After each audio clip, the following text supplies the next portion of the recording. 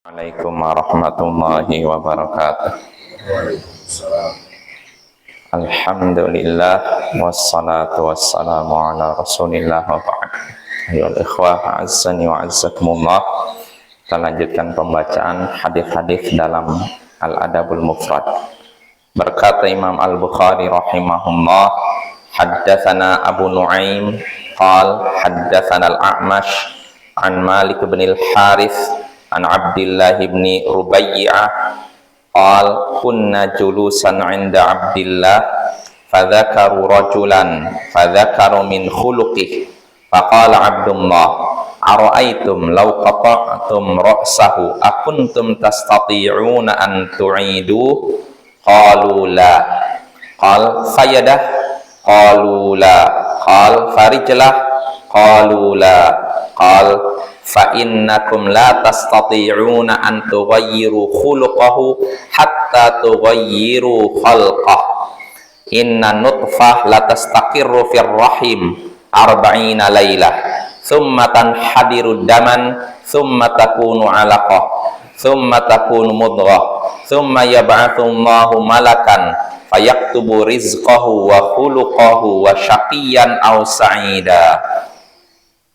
Telah menceritakan kepada kami Abu Nu'aim, ia berkata telah menceritakan kepada kami Al-A'mash dari Malik bin Al-Harits dari Abdullah bin Rubay'ah, ia berkata kami pernah duduk di sisi Abdullah, lalu mereka menyebutkan seseorang dan lalu menyebutkan akhlaknya, perilakunya.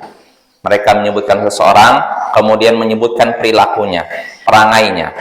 Maka Abdullah pun berkata, apa pendapat kalian kalau kalian penggal, potong kepalanya? Apakah kalian sanggup mengembalikannya?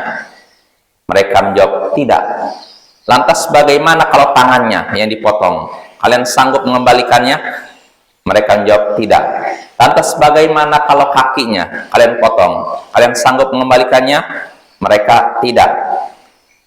Maka Abdullah pun berkata, sesungguhnya kalian tidak sanggup untuk mengubah akhlaknya. Kalian tidak sanggup mengubah perilakunya sampai kalian mengubah fisiknya. Kalian tidak sanggup mengubah perilakunya sampai kalian ubah fisiknya. Sesungguhnya nutfah, mani, ada di rahim selama 40 malam. Kemudian berubah menjadi darah, kemudian menjadi segumpal darah, kemudian berubah menjadi segumpal daging, kemudian Allah utus malaikat. Kemudian Allah utus malaikat, maka malaikat ini pun menulis rezekinya, akhlaknya, perilakunya, dan sengsara atau bahagia dia nanti. Nah ini ayyuhal ikhwah hadisnya dari Abdullah bin Mas'ud.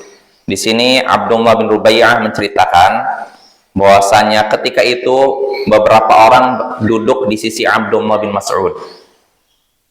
Lalu orang-orang yang berkumpul di sisi Abdullah bin Mas'ud ini menyebutkan tentang seseorang, seorang muslim maksudnya ya. Jadi menyebutkan tentang seseorang, disebutkan tentang perilakunya. Oh, perilakunya begini-begini. Maka Abdullah bin Mas'ud di sini bertanya kepada mereka. Jadi mereka seakan-akan mengeluhkan perilaku orang tersebut.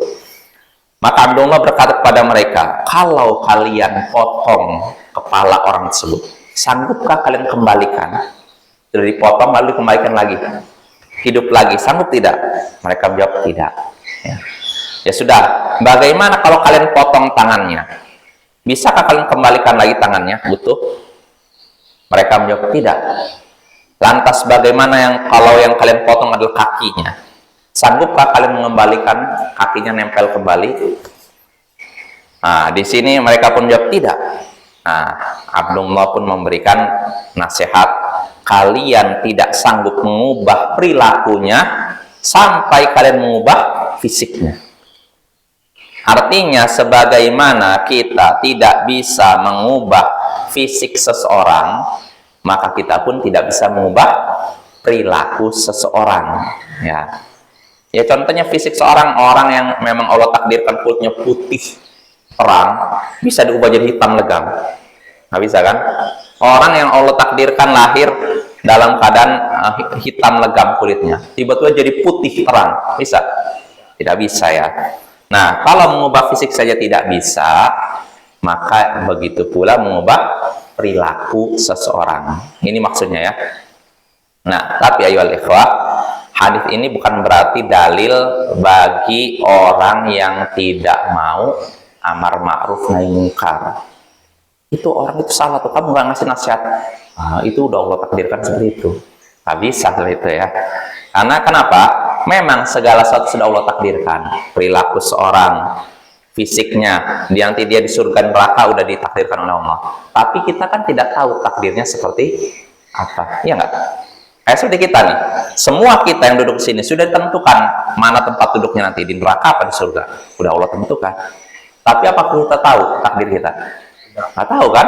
Berarti kewajiban kita apa? Beramal, berusaha. Nah, begitu pula kalau menyaksikan ada orang perilakunya buruk, pelaku maksiat. Ya, maka kewajiban kita nasihati dia. Karena kita tidak tahu dia ini memang perilakunya permanen begitu atau suatu saat berubah. Ya, tapi kalau memang dia misalkan perilakunya memang Allah takdirkan sampai mati, rusak, maka mau kita kerahkan 1000 orang memberikan nasihat, bisa berubah? Tidak ya, tapi tetap kewajiban kita memberikan nasihat, amar ma'ruf nahi munkar. Artinya Ibnu Mas'ud di sini ingin mengajarkan kepada kita bahwa Allah itu sudah punya takdir. Ya, jadi untuk mengajarkan kepada kita beriman kepada takdir. Ya. Tapi tetap walaupun gitu kita harus berusaha ya, karena kita tidak tahu takdir kita. Nah, jadi Ibnu Mas'ud tadi menyatakan kalian tidak sanggup mengubah perilakunya sampai kalian ubah fisiknya. Kalau fisiknya saja, kalau Allah takdirkan begini, tidak bisa diubah dalam bentuk lain, maka begitu pula perilakunya. Kemudian Ibnu Mas'ud menyebutkan dalilnya. Ya, ini dalil dari hadis Nabi sebenarnya. Kata Ibnu Mas'ud, sesungguhnya mani itu bertahan di rahim selama 40 malam. Kemudian berubah menjadi apa? Darah. Kemudian menjadi segumpal darah. Lalu selama 40 hari berikutnya, 4 malam berikutnya berubah menjadi segumpal daging. Baru setelah 120 hari, Allah pun mengutus malaikat untuk mencatat rezekinya nanti di kemudian hari seperti apa. Dia nanti miskin, kaya. Lalu begitu juga perilakunya. Nanti perilakunya jadi baik atau tidak, dia orang yang salat atau tidak, tulis begitu. Dan juga nanti dia sengsara atau tidak, nanti tulis ketika itu. Ketika 120 hari ada di perut ibu. Iya, setelah ditiupkan rohnya. Nah, itu Bapak ya. Mudah-mudahan jelas ya, hadisnya insyaallah jelas. Nah, dari hadis ini kita bisa mengambil beberapa faidah, di antaranya pertama, di antara metode pengajaran yaitu tanya jawab. Ya, seperti dalam hadis ini, Abdullah bin Mas'ud bertanya lalu dijawab oleh orang sekitarnya. Itu faidah pertama. Lalu faidah kedua yang bisa kita petik dari hadis ini, dalam hadis ini terdapat isyarat untuk beriman kepada takdir. Segala sesuatu sudah Allah takdirkan ya. Tapi sekali lagi, ini bukan berarti alasan untuk seorang tidak beramal, tidak berdakwah. Tetap beramal, tetap berdakwah. Karena kita tidak tahu takdir seorang seperti apa. Itu faedah kedua. Lalu faedah ketiga, dalam hadis ini juga terdapat isyarat tentang agungnya kekuatan dan kekuasaan Allah. Karena Allah sanggup menciptakan sesuatu yang tadinya tidak ada, lalu jadi ada, maka Allah juga sanggup menghidupkan yang sudah tidak ada. Ya, artinya yang sudah Allah menciptakan manusia dari tidak ada menjadi ada, maka Allah pun sanggup menghidupkan manusia yang sudah tidak ada, yang sudah mati. Lalu faedah terakhir yang bisa kita petik dari hadis ini,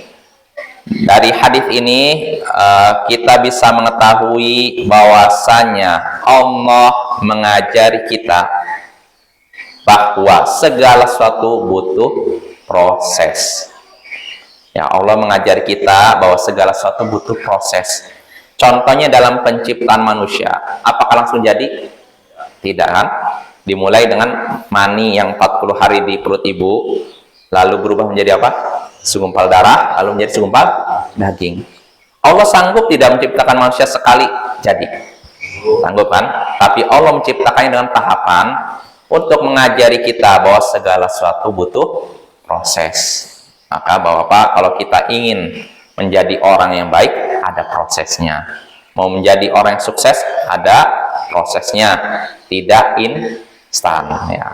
Karena instan cuma mie instan. Ya, wassallallahu ala nabiyyina Muhammadin wa ala alihi wa sahbihi ajma'in wa akhiru da'wana anil hamdulillahi rabbil alamin. Assalamualaikum warahmatullahi wabarakatuh.